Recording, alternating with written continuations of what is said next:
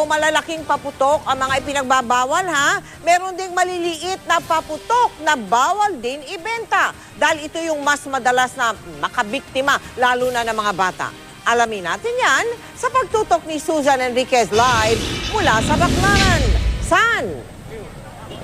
Mel, alam mo, makapalang tao dito sa Baclaran, no? Karamihan dito namimili na ng kanilang mga gagamitin sa bagong taon, gaya ng mga pailaw. Pero mapapansin mo dito, karamihan sa mga ibinebenta dito ay mga turotot pa lamang. Walang bang tayo nakita ditong nagbebenta ng mga paputok, lalong-lalo na yung mga ipinagbabawal.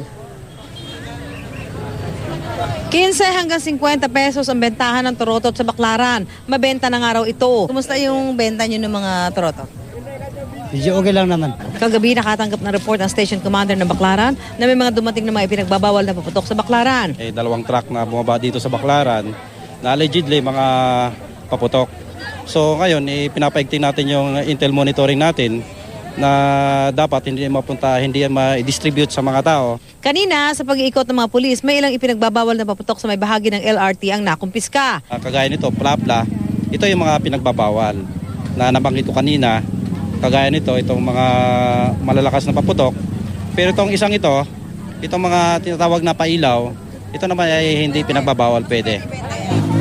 Sabi ng mga nagtitinda sa Baclaran, kapag ilang araw na lang at malapit na ang bagong taon, mas marami na ang nagtitinda ng mga paputok, bawal man o hindi. Bago magbagong taon, mga 4 days, yung mga nasa bilao. Ilan sa mga ipinagbabawal na paputok ay ang Piccolo, Plapla, 5-Star, Atomic Bomb, Triangulo, Super Lolo, Boga, Watusi, Big Judas Belt at iba pang paputok na mas malakas sa mga ito. Paalala ng pulisya, di bawal magtinda ng mga legal na paputok, pero ang mga mahuhuling magtitinda ng bawal na paputok, Kukumpiskahin natin sila at yung mga items, yung mga paputok, at the same time, aristuin natin yung nagpapaputok.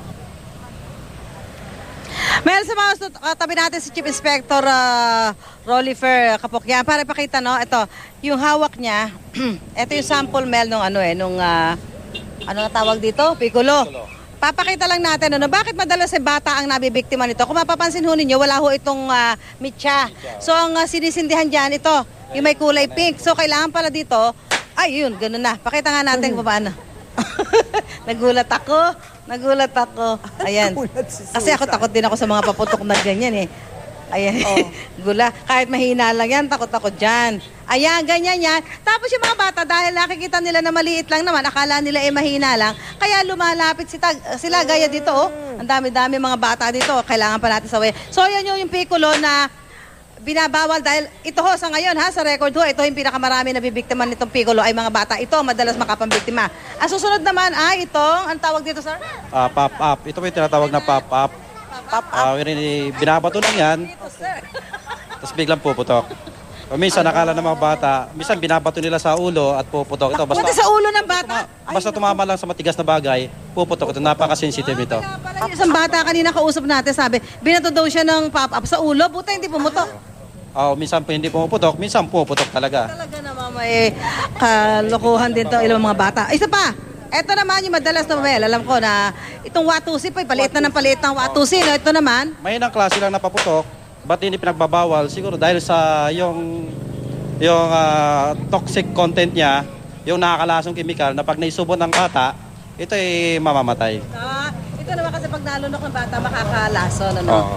Oo, ito Mel, ito lang mga pinakikita natin, yung mga nakita natin, ito yung mga pop-up, Piccolo, at saka mga Watusi. Yan yung mga, yung mga bata dyan, pag giliw na nilalapitan niya, pero yan ang mga delikado sa kanila. Kaya dapat bantayan ng mga magulang para hindi mabiktima kapag bagong taon. So sir, kayo magbabantay talaga dito sa Baclaran? Opo, 24/7 po tayo na magmumonitor. Ipapatupad po natin yung Republic Act 7183 or otherwise known as Firecrackers Law. Ay yung mga kapulisan po natin nakakalat. Minomonitor po natin yung mga authorized lang na magtitinda ng mga firecrackers. But then kahit authorized sila, kailangan i-check po namin na meron din mga specific na mga firecrackers na pinagbabawal kagaya ng pinakita kanina. Okay, salamat sir. So ayan Mel, yung mga pinakita natin, ilang mga pinagbabawal lamang para hindi mabiktima ang ating mga chikiting, maging matatanda sa pagsalubong natin sa bagong taon. Mel. Maraming salamat sa iyo, Susan Enriquez.